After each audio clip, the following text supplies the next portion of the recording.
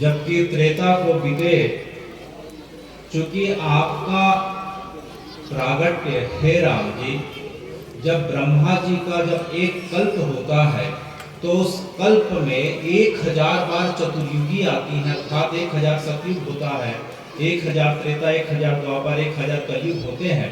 तो ब्रह्मा जी के 1000 चतुर्युगी का जब 23वां त्रेता आता है तब आपका अयोध्या धाम में श्री राम के रूप में प्रागट्य होता है।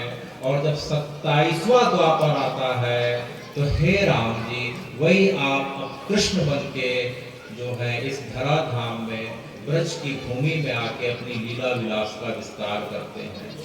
तो हे राम जी, अब आप जो है त्रेता के पश्चात पुनः अपने भव्यता और विलासिता और आनंद और उमंग के साथ अब आप 22 जनवरी को पुनः श्री अयोध्या धाम में इस अखंड भारत की भूमि को पुनः जो है एक करने के लिए अब आपका जो है आगमन हो रहा है।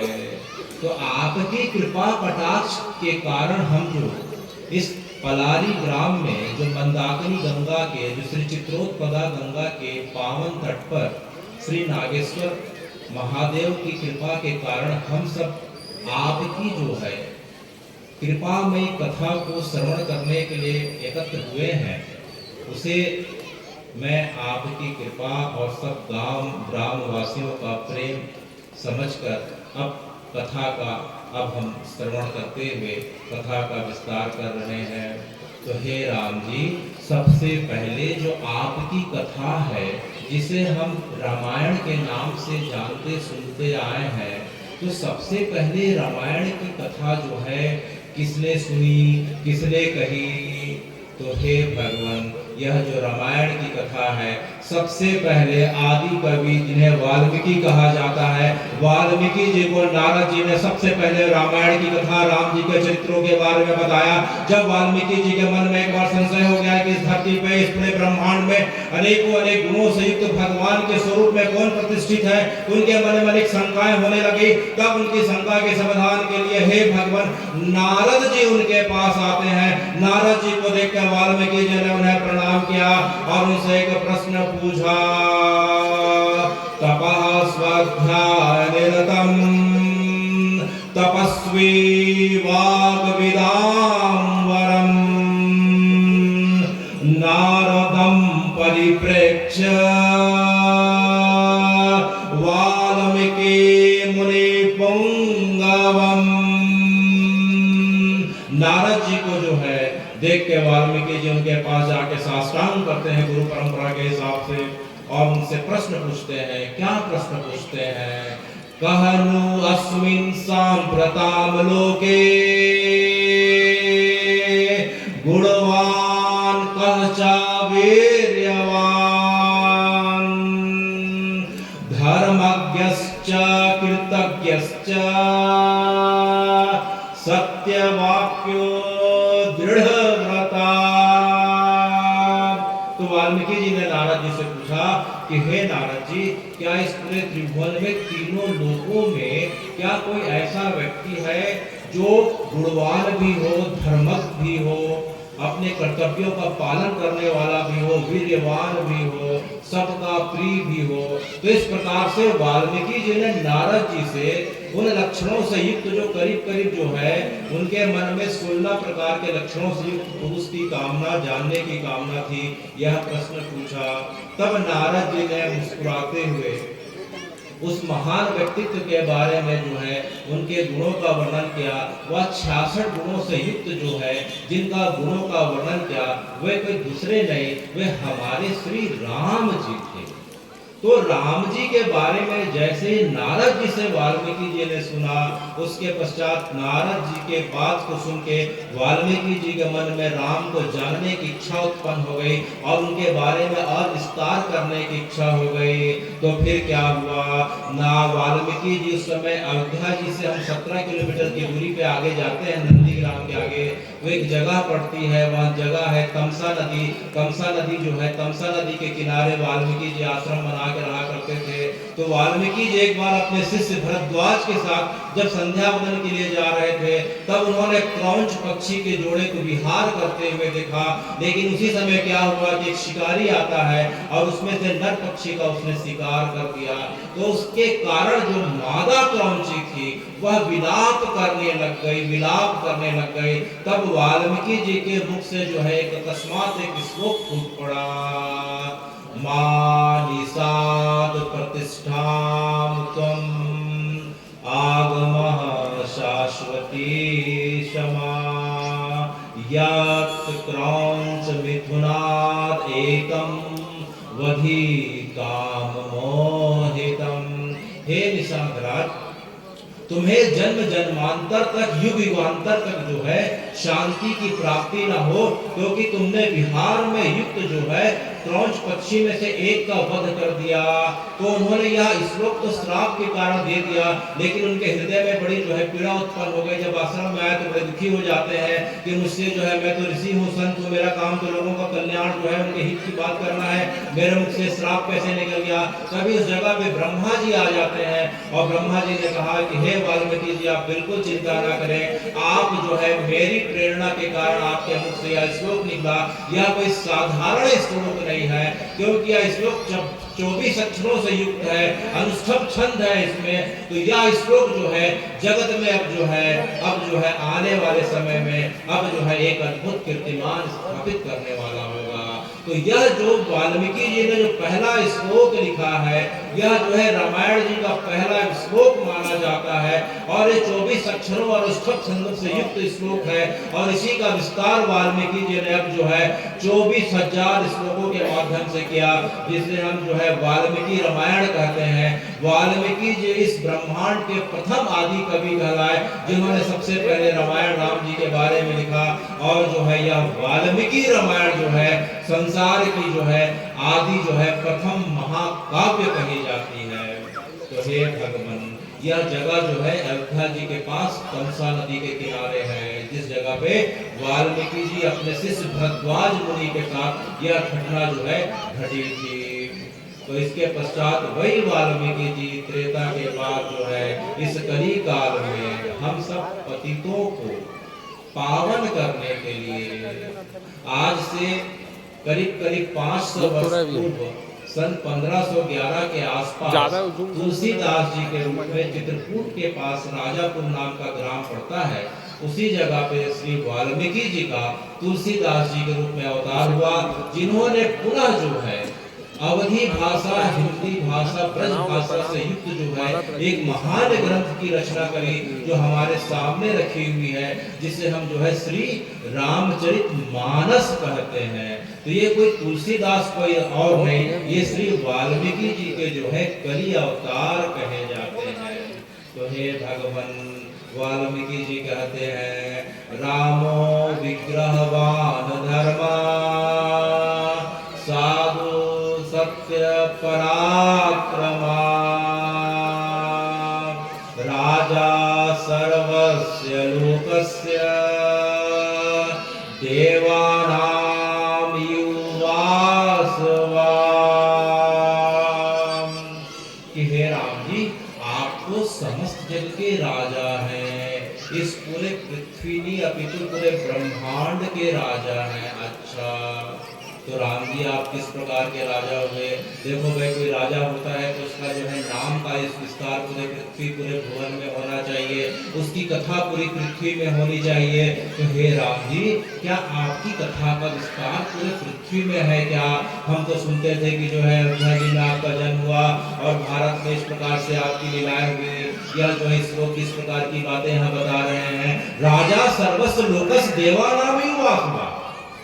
कि राम जी, आपका नाम, आपकी कथा तो पूरे के पूरे पृथ्वी में प्रचलित है, वह निश्चित रूप से है। वह कैसे? क्योंकि जो है भारत जो है किसी समय में जम्बू द्वीप के नाम से जाना जाता था। अभी जो है कार्यक्रम के शुभारंभ के समय भगवान की जब मंगलाचरण हो रही थी, तो हमारे जो है पंडित जी ने क्या कहा, जम्बू द्वीपे भारत खंडे भारत वर्षे आर्यावर्त। तो ये जो भारत जो है ये वर्तमान का जो छोटा हुआ जो है भारत है, लेकिन किसी समय जो पूरी पृथ्वी जो है यह जम्बू द्वीप के नाम से जानी जाती थी।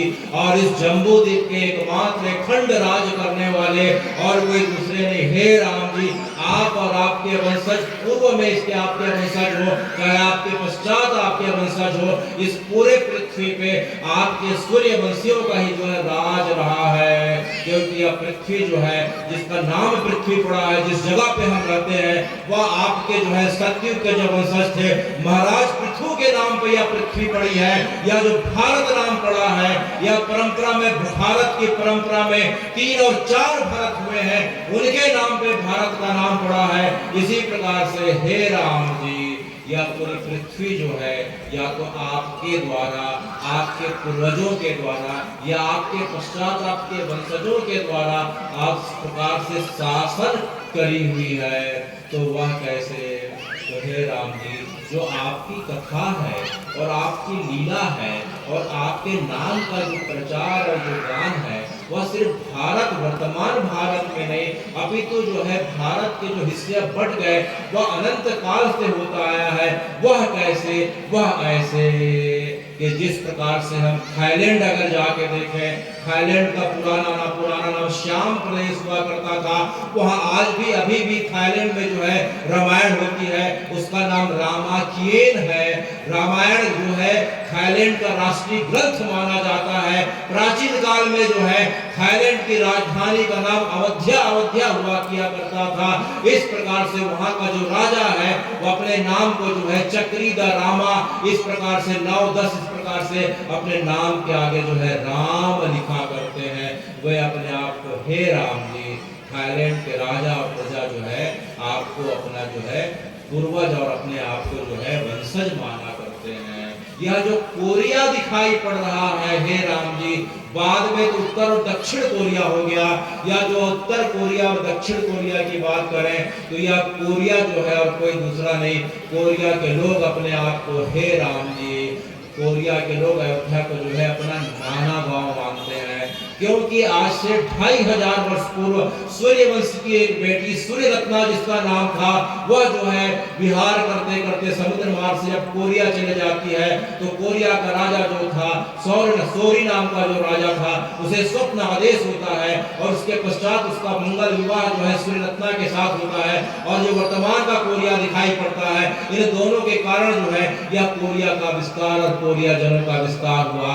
आज भी हम अयोध्या जाते हैं तो सरयू नदी के किनारे जो घाट बना हुआ है, वह जो है सूर्यरत्ना और राजा सोरी के नाम पे आज भी समर्पित है, जिसकी देखभाल जो है कोरिया की सरकार किया करती है। अगर देखें तो जो पिरामिडों का देश जिसे हम इजिप्ट कहते हैं, इजिप्ट तो अभी का नाम पड़ा है। हे भगवान, किसी समय में जो है इसका नाम अजनाभ प्रदेश हुआ करता था। जो राजा दशरथ के पिता अज हुआ करते थे, उनके नाम से जो है अजनाभ जो है बाद में अपभ्रंश होकर इजिप्ट कहलाया। अमेरिका के हांडुरस प्रदेश में, हांडुरस प्रांत में अगर जाते हैं तो वहाँ मंकी गार्ड की जो है अनेक प्रतिमाएं मिलती हैं। यह मंकी गार्ड और कोई नहीं, ये साक्षात हनुमान जी हैं। जब जो है रावण ने जो है, रावण के मृत्यु के पश्चात जो है रावण ने राम जी का जब इस प्रकार से लक्ष्मण जी के साथ अपहरण कर लिया था, तो पाताल लोक हनुमान जी जाते हैं और उसका उद्धार करके मगरध्वज को शासन दे देते हैं। तो यह पाताल लोक कोई और दूसरा नहीं, यह अमेरिका है। इस प्रकार से हम देखें तो इराक और ईरान के बीच की जो बेलूरा की गुफाएं दिखाई पड़ रही हैं, उसमें गुफाओं के अंदर जाके देखें तो अनेक दीवारों के अंदर जो भित्ति चित्र दिखाई पड़ता है, उसमें राम जी के जन्म से लेकर वनवास तक और उनके मंगला शासन करने तक हजारों चित्र दिखाई पड़ते हैं। इसी प्रकार से कुर्दिस्तान नाम का इराक और ईरान के बीच एक और प्रदेश पड़ता है। उस जगह पे हम जाके देखें तो वहाँ के लोग आज भी जो है एक तीर धनुष धारण किए व्यक्ति को, जिनके वामांग में एक सुंदर सी, एक जो है सुकोमल सी महिला बैठी हुई है और सामने में जो है पूंछ वाला एक व्यक्ति जो है प्रणाम करते हुए बैठा है। यह बताने की जरूरत नहीं है कि वह राम जानकी और हनुमान जी हैं। तो हे राम जी, इस प्रकार से अगर हम रामायण की बात करें तो कंबोडिया में रामाकेन के नाम से रामायण चलती है। इंडोनेशिया में जो है योगेश्वर रामायण, स्वर्णदीप रामायण के नाम से राम जी के चरित्र का इस प्रकार से आज भी गान होता है। तुर्की में खोतानी रामायण होती है।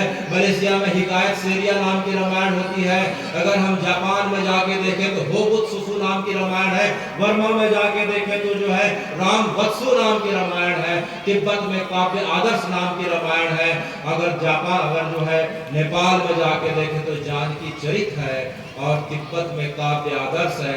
जावा नाम के देश में जो जाके देखें तो श्री राम जो है, श्री राम का जो है नाम है, उसके नाम से रामायण जो है आज भी देखी और सुनी जाती है। तो इस प्रकार से हे राम जी, अगर हम तमिल क्षेत्र में जाते हैं भारत में तो वहाँ कंब रामायण है। तेलुगु अगर क्षेत्र में जाए तो वहाँ जाके देखें तो रघुनाथ चरित्र है, रंगनाथ रामायण है। अगर कन्नड़ क्षेत्र में जाए तो वहाँ कुमुदेतु रामायण है। और जो है मलयाली क्षेत्र में जाए तो वहाँ जो है रामचरितम है। सिखों के 10वें गुरु श्री गोविंद सिंह ने श्री जो है राम जी की जो गोविंद रामायण की रचना करी। उड़ीसा में जाए तो जो है रुईपातुड़ईनाथ की जो है रामायण जो है देखने को मिलती है। बौद्ध जातक ग्रंथों में भी अगर हम जाके देखें तो अनेक दशरथ जातक नामक जातक दशरथ कथानक के नाम से जो है रामायण का प्रचलन है। जैन ग्रंथों में भी राम जी और उनके जो है कथानक का जो है हम जाके आजकल विवरण देख सकते हैं, सुन सकते हैं, पढ़ सकते हैं। तो यह पूरी की पूरी पृथ्वी जो है और तो और जो अफ्रीका देश जो है प्राचीन काल में यह प्राचीन काल में कुशद्वीप के नाम से जाना जाता था। यह कुशद्वीप और कुछ ने यह भगवान के पुत्र कुश के द्वारा राज किया हुआ, स्थापित किया हुआ द्वीप है। इसका नाम कुशद्वीप हुआ करता था और जो है यहाँ के लोग अपने आप को कुशाई कहा करते थे। तो आज भी जो है अफ्रीका के लोग अपने आप को जो है राम जी का वंशज माना करते हैं। तो इस प्रकार से राम जी का जो है विस्तार जो है पूरे के पूरे पृथ्वी में देखने को मिलता है। चाहे हे राम जी आप हो, चाहे आपकी कथा हो या आपका धाम हो, इन तीनों चारों में कोई अंतर नहीं माना जाता है। रामस्य नाम रूपम च लीला धाम परात परम एतत् चतुष्टयम नित्यम श्री सच्चिदानंद विग्रहम। हे राम जी, आप कोई व्यक्ति आपका नाम ले ले, राम राम करके आपको पुकारे, या आपकी कथा कोई सुन लेता हो, या कोई आपके श्री विग्रह का जो है सेवा अर्चना पूजा कर लेता हो, या फिर आपका धाम जो श्री अयोध्या धाम है उसके जो है धूली को मस्तक पे लगा लेता हो। यह चारों भले अलग अलग प्रतीत हो रहे हैं, दिखाई पड़ रहे हैं, लेकिन मूलता में हे राम जी वह आपके स्वरूप है। इन चारों में कोई अंतर नहीं है। इसी प्रकार से हे राम जी हम देखते हैं कि आपका प्रागट्य अयोध्या में हुआ।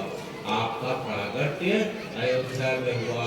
अयोध्या का अर्थ होता है कि जिसे युद्ध के द्वारा जीता ना जा सके, युद्धम अयोध्या स अयोध्या, कि जिसे आज तक कोई युद्ध में जीता ना जा सका हो, या ऐसी धरती जिस जगह पे कभी युद्ध ना हुआ हो। तो हे भगवान, अयोध्या में आपका प्रागट हुआ और आपके पुत्र जो है कुश के द्वारा, आपके पुत्र जो है लव हुए और कुश हुए। तो कुश के द्वारा आने वाले समय में जब आपने जो है अपनी लीला को पूरी करके आप वैकुंठ चले जाते हैं, तो कुश के द्वारा जिस जगह पे आपका जन्म हुआ था उसी जगह पे एक भव्य मंदिर का निर्माण कराया गया।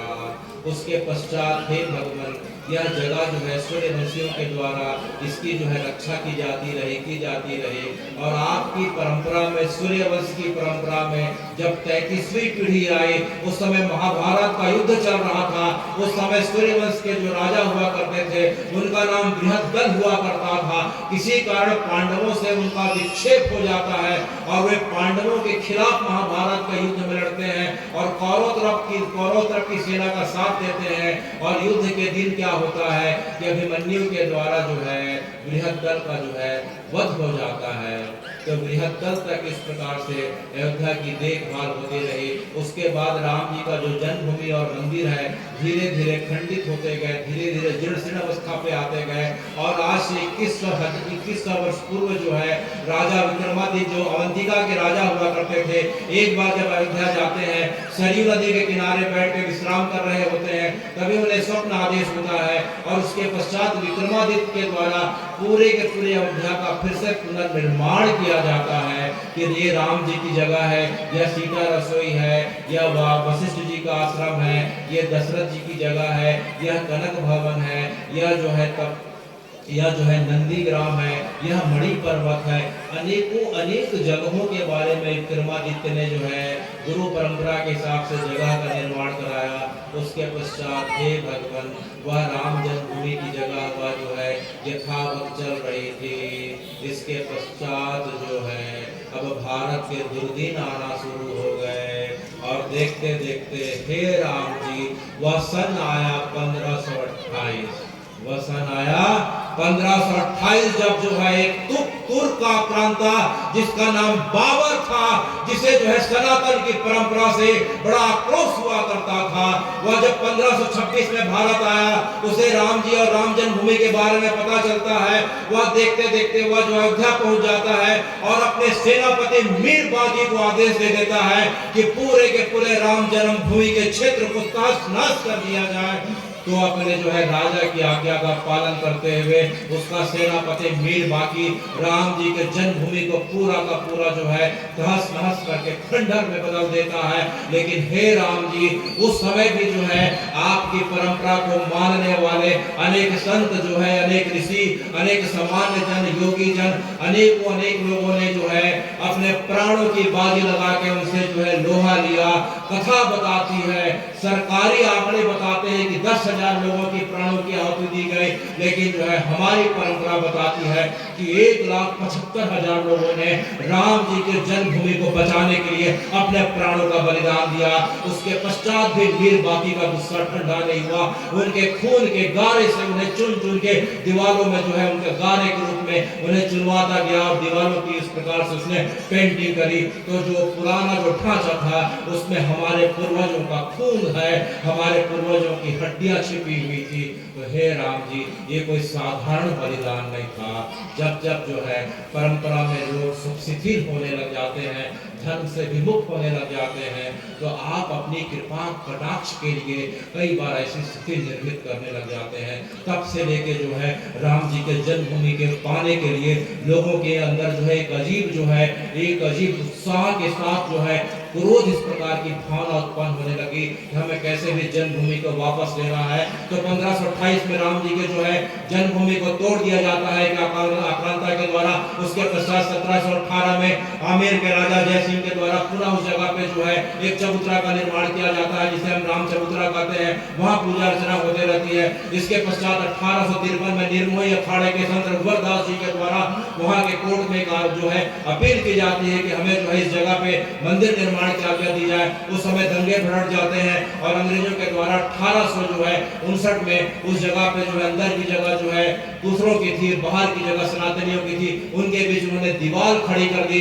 अंदर जो है दूसरी परंपरा की पूजा होती थी, बाहर की परंपरा में जो राम जी की पूजा होती थी। तो यह घटना 1858 की थी और देखते देखते जो है भारत जब आजाद होता है तो सन 22 दिसंबर 1949 को अचानक जो है एक बड़ी स्मरणीय घटना होती है कि जो है खबर आती है कि उस राम जी की जगह पे और जो विवादित ढांचा हुआ करता था उस जगह पे जो है वहां के जो सैनिक थे जिसका नाम था बरकत अली और जिसका नाम था जो है शेर शाह, वो जो है जो रात को जब ड्यूटी कर रहे थे 2 बजे 22 दिसंबर की रात को, तो देखते हैं कि जो है एक सफेद प्रकाश आता है। एक सफेद प्रकाश के बीच एक नील कमल सा बच्चा जो है आता है और देखते देखते सिंहासन पे विराजमान होता है। देखते देखते मंदिर के घंटे घड़ियाल संग बजने लग जाते हैं। यह देखते देखते पूरे अयोध्या में समाचार फैल जाता है कि राम जी प्रकट हो गए, रामलला प्रकट हो गए। वह दिसंबर की तारीख 22 दिसंबर की तारीख तारीख रात को 2 बजे 1949 का दिन था।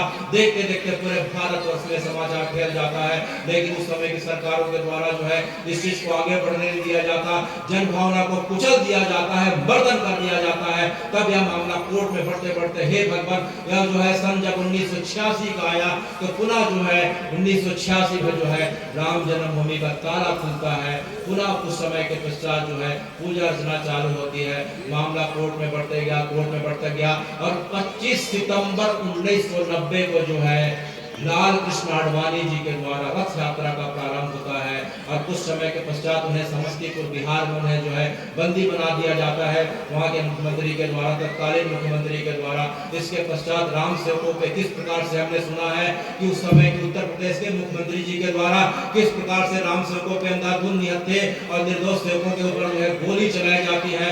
10,000 से ज्यादा राम सेवकों का जो खून जो है इतना बहा कि पूरी सरयू नदी और उनके घाट लाल हो जाते हैं। तो हे भगवान, इस प्रकार से हमारे राम सेवकों के द्वारा, हमारे पूर्वजों के द्वारा, हमारे भाई बंधुओं के द्वारा राम जी की जन्मभूमि को पाने के लिए इस प्रकार से एक प्रकार से अघोषित जो है शंखनाद प्रारंभ हो चुका था।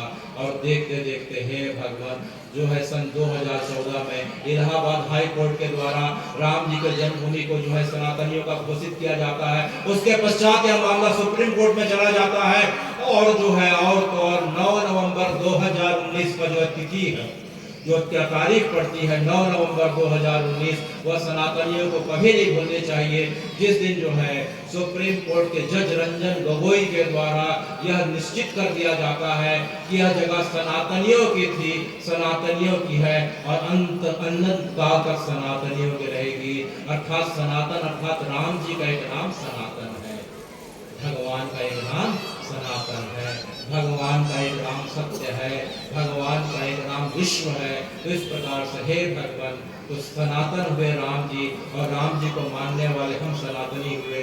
तो 9 नवंबर 2019 को जो है यह भूमि पूरी तरीके से सनातनियों के द्वारा दे दी गई। और देखते देखते हे राम जी, अब 22 जनवरी की तारीख आने वाली है। आज जो है करीब 8 से 9 से 10 दिन के पश्चात हे राम जी, आप पूरे वैभव विलास के साथ, आनंद उमंग के साथ जो है अब सनातनियों की, अपने सेवकों की जो है अपनी जो है इच्छा को पूरी करने के लिए अब आप पुनः जो है अपनी जगह पे अयोध्या धाम पे, उसी जन्मभूमि पे अब जो है आप प्रतिष्ठित होने वाले हैं। इसी कारण से हे राम जी, यह जो साधारण तारीख नहीं आ रही है, यह 22 जनवरी की तारीख जो है ये इतिहास में सदा सदा के लिए अब अमिट होने वाली है कि आप त्रेता के पश्चात अब पुनः जो है सनातनियों की भावनाओं के साथ अब जो है इस जगह पे स्थापित हो रहे हैं। तो अब आने वाले समय में हम सबको अयोध्या जाने का अवसर मिलेगा, क्योंकि हम जो है धमतरी पलारी के सब आसपास के लोग हैं। तो अयोध्या जाएं तो लेकिन एक जगह हमें जरूर जाना चाहिए, वह अयोध्या जी से करीब 12 किलोमीटर की दूरी पे है। उस जगह का नाम है मखोड़ा। उस जगह का नाम है मखोड़ा और उसे मखा भी कहते हैं। मख को संस्कृत में जो है यज्ञ कहते हैं। हम जो है हम धमतरी वासियों के लिए, हम जितने लोग बैठे हैं उनके लिए मखोड़ा मखा जाना इसलिए आवश्यक है क्योंकि राम जी का संबंध साक्षात और सीधे सीधे हमसे जुड़ता है। क्यों? क्योंकि राम जी जो है साधारण तरीके से नहीं आए। दशरथ जी ने जब तक श्रृंगी ऋषि को जब तक बुला के पुत्र कामेष्टि यज्ञ नहीं कराया तब तक राम जी प्रकट नहीं हुए। ये श्रृंगी ऋषि और कोई नहीं। सिहावा क्षेत्र में जाके देखें तो सिहावा पर्वत पे जिस जगह पे महानदी चित्रोत्तरा गंगा का प्रागट्य स्थल है उसी जगह पे श्रृंगी ऋषि का आश्रम है। तो वही श्रृंगी ऋषि जो है विभांडक ऋषि के जो पुत्र थे उन्होंने जाके अयोध्या में इसी जगह पे, जिस जगह का नाम मखा या मखोड़ा है, इसी जगह पे पुत्र कामेष्टि यज्ञ किया। और यज्ञ में इतने प्रकार से जो है घीओं की आहुति दी गई कि घी की एक नदी बन जाती है। आज भी उस जगह पे एक नदी बह रही है, उसे हम मनोरमा नदी के नाम से जानते हैं। आज भी कोई व्यक्ति जाके उस जगह का मखा, जिस जगह पे राम जी के लिए यज्ञशाला पे जहाँ यज्ञ हुआ था, उस यज्ञशाला का कोई भी व्यक्ति दर्शन कर सकता है, उस पावन नदी का दर्शन कर सकता है। तो हे भगवान, राम जी आप कोई साधारण नहीं, हमारे लिए तो आप साक्षात घर परिवार के सदस्य हैं, क्योंकि जो है आपका संबंध धमतरी परिक्षेत्र सिहावा क्षेत्र से है। तो अयोध्या जब भी जाए हमें जाके जो है मखोड़ा मखा नाम की जगह का दर्शन करना चाहिए। राम जी की जगह का तो हम दर्शन करेंगे, हनुमानगढ़ी का तो दर्शन करेंगे, नंदीग्राम का तो दर्शन करेंगे, लेकिन मखोड़ा मखा का दर्शन जरूर करना चाहिए। अंत में समय की जो है मर्यादा को देखते हुए, हे राम, इस पलारी ग्राम में इतने दिनों से अभी मुझे ज्ञात हुआ कि छत्तीसगढ़ का जो सबसे बड़ा आयोजन जो रामायण जी का होता है, रामचरितमानस का, इसी जगह पे होता है। तो इस कार्यक्रम की प्रेरणा जिसके माध्यम से राम जी आपने सबको प्रदान करी है, इसी कारण से समस्त ग्रामवासी जन बड़े बड़े साधुवाद के पात्र हैं कि जिनके कारण राम जी आपकी महिमा को हम सब सुन पा रहे हैं। 3 दिन जो है राम रस की जो गंगा बहने वाली है, उसका मेरा सबसे निवेदन है कि समस्त ग्रामवासी आसपास के लोग आके जो है इसका बड़ा आनंद लें। और अंत में जो है इसी श्लोक के साथ, श्री रामं शरणं समस्त जगतां रामं विना कागति रामेण प्रतिहन्यते कलिमलं रामाय कार्यं नमः रामात्रस्यति कालभीमभुजगौ रामस्य सर्वं वसे रामे भक्ति अखंडिता भवतु मे राम त्वमयि आश्रया। हे राम जी, आप ही जगत में पूजनीय है। हे राम जी, आप ही हमारे भ्राता हैं, हम आपके सेवक हैं। आप ही जो है हम सबका कल्याण करने में सक्षम है। इसलिए हे राम जी, आप हमारे ऊपर कृपा बना के रखें, कृपा बना के रखें, कृपा बना के रखें।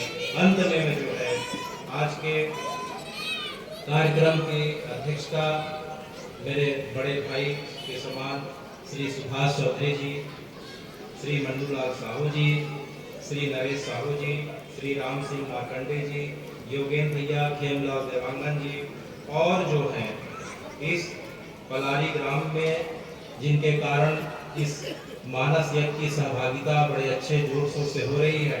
बाल समाज लीला मंडली, समस्त ऊर्जावान युवा मित्र मंडल, शीतला समिति महिला मंडल, रामधनी मंडल और समस्त जितने भी श्रोतागण हैं, सम्मानित प्रभुजन हैं, और मेरे आग्रह पे जो चित्रकूट से पधारे हुए और वर्तमान में जिनकी रहनी श्री वृंदावन धाम में होती है, मूलतः आप कनेरी गांव से संबंध रखते हैं और आप वृंदावन में रहते रहते जो है आपका श्री प्रेमानंद जी महाराज जी के साथ और श्री राजेंद्र दास जी महाराज के साथ आपका इतना आत्मीयता का संबंध है कि प्रेमानंद जी आपको तो अपने एक प्रकार से पालक के रूप में आपको जानते हैं और लोगों के बीच परिचय कराते हैं।